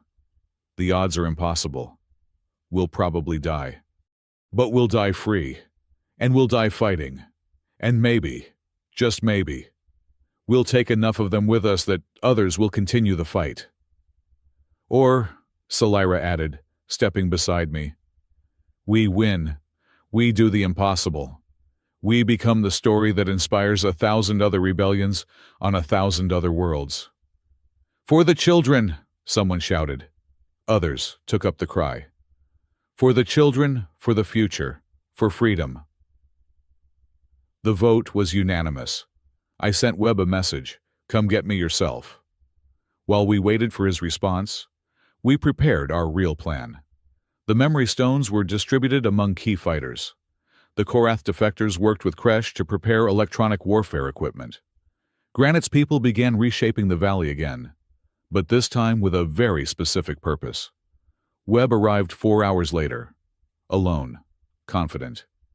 He walked into our plaza like he owned it, found me standing with Salira and our united forces. This is your answer, mutual suicide. This is our answer. I nodded to Kresh, who activated the jamming field. Webb's connection to his ship, to the Korath, to anyone, was severed. You're making a mistake, Daniel. They'll burn this entire planet to glass. Maybe, but you'll burn with us, he laughed. You think holding me hostage will stop anything? I'm one colonel. I'm expendable. To the military, maybe, but not to someone else.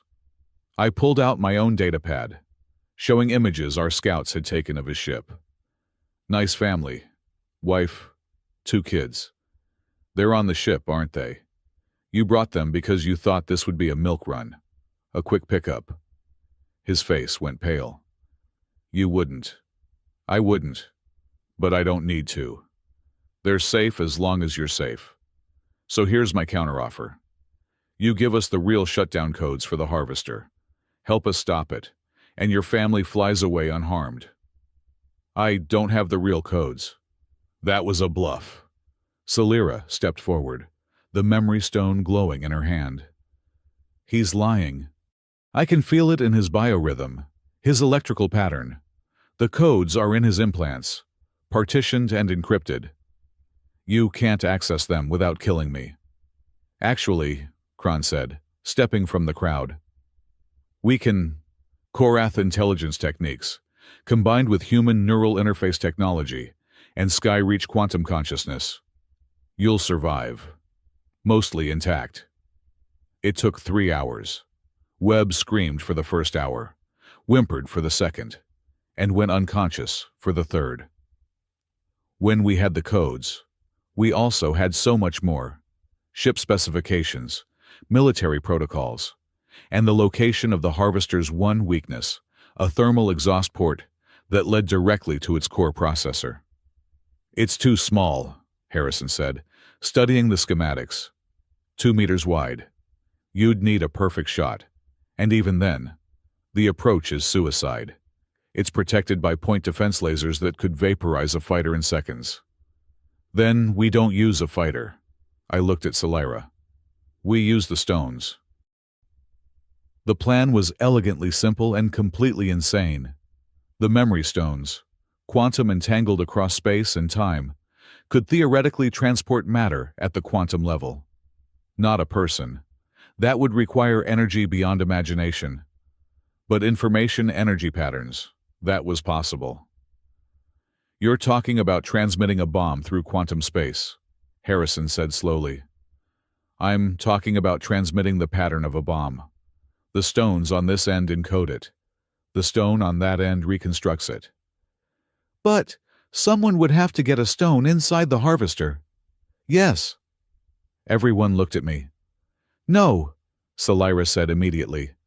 Absolutely not. It has to be me. I have the implants to interface with their systems, the military knowledge to get through their defenses, and the codes to get close enough.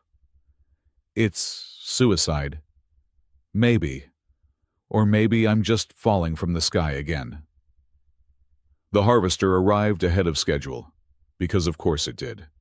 A massive vessel, kilometers long, surrounded by a fleet of Korath warships. It settled into orbit, its terrible mouth opening toward the planet. We had one shot. I stood in the plaza, wearing stolen Korath armor with Webb's military credentials, uploaded to my implants. The memory stone hung around my neck, hidden, but ready. If this doesn't work, Salira began. It'll work. If it doesn't work, she continued firmly. I want you to know something. I'm pregnant. The world stopped. Everything stopped. I stared at her. This impossible woman with her sunset eyes and silver blue skin. What? 2 weeks along. Our healers confirmed it this morning. Twins. They think. The first Skyreach human hybrids. She smiled. Sad and beautiful. So you see, you have to come back. Our children need their father. Salira. Go. Fall from the sky one more time. Daniel Mercer. Show the universe what humans are capable of. I kissed her, human style, pouring everything I couldn't say into that contact. Then, I activated the stolen transport beacon and let myself be pulled up to Webb's ship. The journey to the Harvester went smoothly. Webb's codes worked perfectly, his ship's credentials unquestioned. I docked without incident, walked through corridors filled with Korath, who barely glanced at the human officer with proper authorization. The core chamber was exactly where the schematics said it would be. Massive, humming with power, preparing to devour a world. I found the thermal exhaust port, no bigger than my fist, leading directly to the processor that controlled everything. I pulled out the memory stone, feeling the weight of thousands of Skyreach consciousness within it. Through it, I could feel Salira, feel our connection across impossible distance. Now, I whispered. The stone began to glow, then burn, then shine with light that wasn't quite light. Quantum information flowed through it, the pattern of granite's most devastating explosive, enhanced with Korath antimatter stolen from their own supplies. The reconstruction was perfect. A bomb materialized in my hands, already armed, already counting down. I shoved it into the exhaust port, then ran. I made it 3 corridors before the explosion hit. The harvester's core went critical, chain reactions cascading through its systems. The floor buckled, walls crumbled, atmosphere vented into space. I should have died, but the stone around my neck was still glowing, still connected. I felt Selira reaching through quantum space, felt her refuse to let me go. The elders added their strength, thousands of Skyreach spirits grabbing hold of my consciousness and pulling. Reality twisted, space folded. I fell through quantum foam and impossible mathematics, through the spaces between atoms and the dreams of dying stars. I landed in the plaza of Last Stand, materialized out of nothing, gasping and shaking and, somehow, impossibly alive. The harvester was dying in orbit, visible even in daylight, burning like a second sun. The Korath fleet, in chaos from the loss of their superweapon, retreated rather than face the implications of what had just happened. We'd won. David had beaten Goliath with quantum entanglement and the power of really pissed-off ghosts. Selira was there, catching me as I collapsed, her tears falling on my face like cool rain. "You fell from the sky," she laughed through her crying. "You actually fell from the sky twice." "I'm establishing a pattern," I wheezed. Everything hurting but not caring because I was alive and she was here and we'd won. "The children," I asked. "Safe, growing, waiting to meet their father."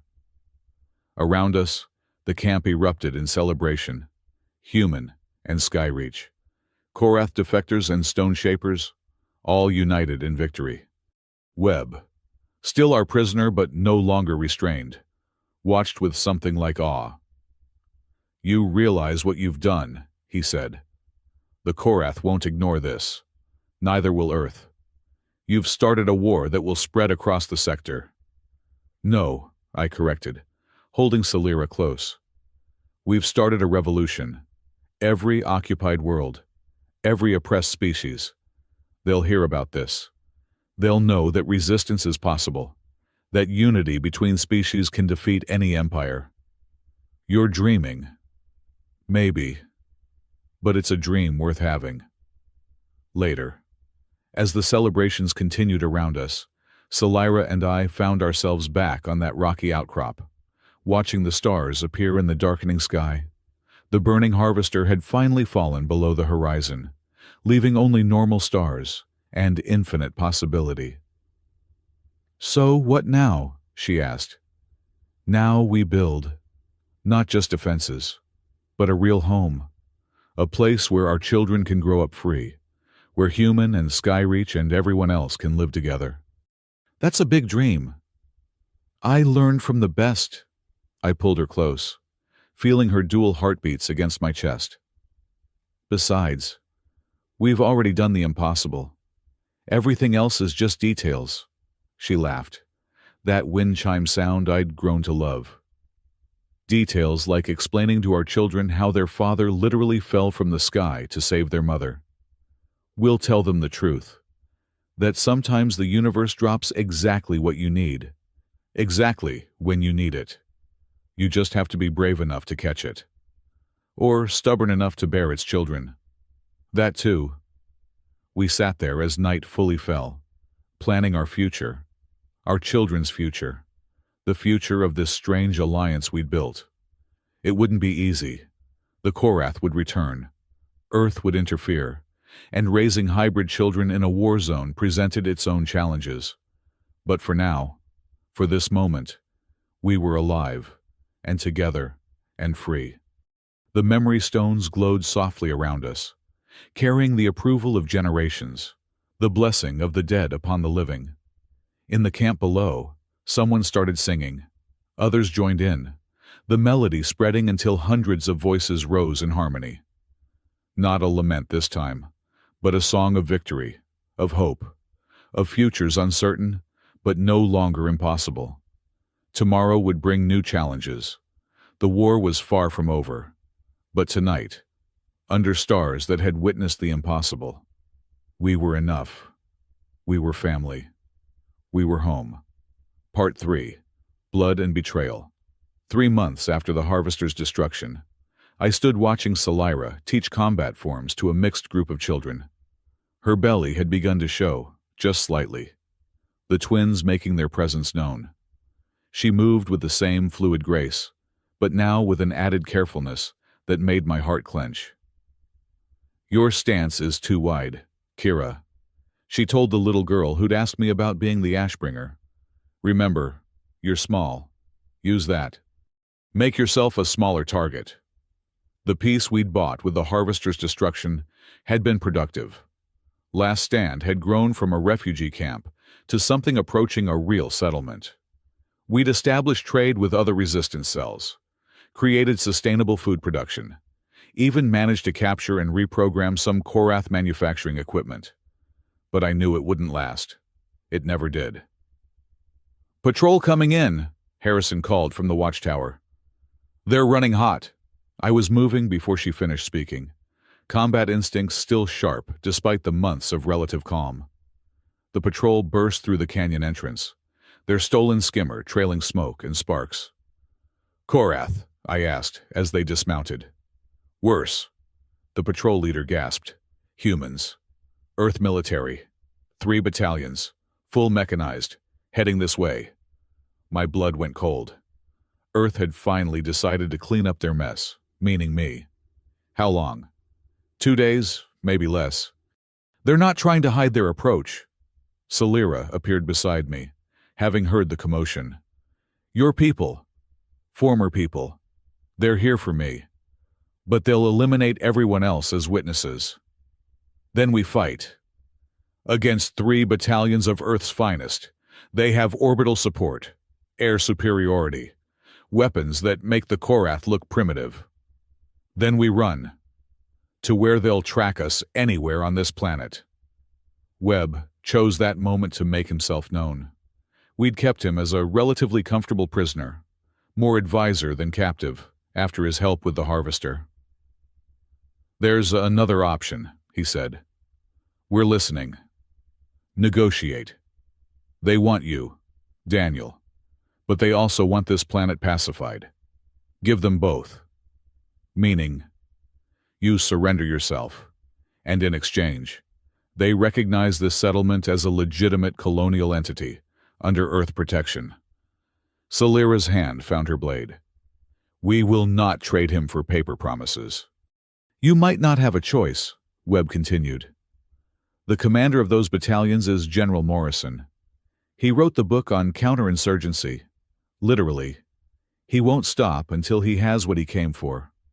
Morrison. I knew him by reputation. Brilliant, ruthless, and absolutely inflexible once he'd made a decision. We couldn't fight him and win. "Get everyone ready to evacuate," I told Harrison. "Deep caves, scatter pattern. Make it hard for them to find everyone." "You're not seriously considering surrendering," Salira said. "I'm considering options." That night, as the camp prepared for either flight or fight, I found myself in the memory cave, surrounded by the stones of dead Skyreach. The crystals glowed softly, their quantum consciousness humming just below perception. "What would you do?" I asked the darkness. "How do you fight an enemy that knows all your tricks because they taught them to you?" The stones pulsed, and for a moment, I could have sworn I heard Elder Thera's voice. "You don't fight the wave, boy. You ride it." Cryptic ghost wisdom. Helpful as always. Salira found me there, as I knew she would. "The patrols report Earth forces have stopped for the night. They're making camp in the outer valleys.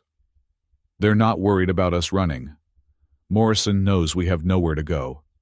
She sat beside me, close enough that I could feel the warmth radiating from her skin. Pregnancy had changed her temperature regulation, making her run warmer, more human-like. "I won't let you sacrifice yourself. And I won't let our children grow up without a father because he was too proud to consider alternatives. What alternatives you surrender? They execute you for desertion, and then they eliminate us anyway as insurgents. Maybe. Or maybe we give them something they want more than me. Which is I pulled out the datapad I'd been studying. According to Webb's intelligence, Earth is losing the war in this sector. Not to the Korath, but to a dozen different species all starting rebellions after hearing about our success here. They need a win. Something to show that cooperation with Earth is better than resistance. You're thinking of making a deal. I'm thinking of making history. What if, instead of crushing us, Earth officially recognized the first interspecies colony, a place where humans and indigenous peoples live together, work together, raise families together? It would be propaganda gold for them. And require them to acknowledge our children as legitimate citizens, Salira said, understanding immediately. Protection under Earth law. Exactly. Morrison won't go for it. He might, if we make the alternative expensive enough. The next morning, I sent a message to Morrison under a flag of truce. 1 hour later, a shuttle arrived carrying the general himself. He was older than I'd expected, gray-haired and weathered, with eyes that had seen too many wars and found them all wanting. "Major Mercer," he said, studying me. "You've caused quite a stir. General Morrison, you've come a long way for one deserter. One deserter who destroyed a Korath superweapon and sparked rebellions across 12 systems." He looked around the plaza, taking in the mixed species, the children playing together, the obvious integration.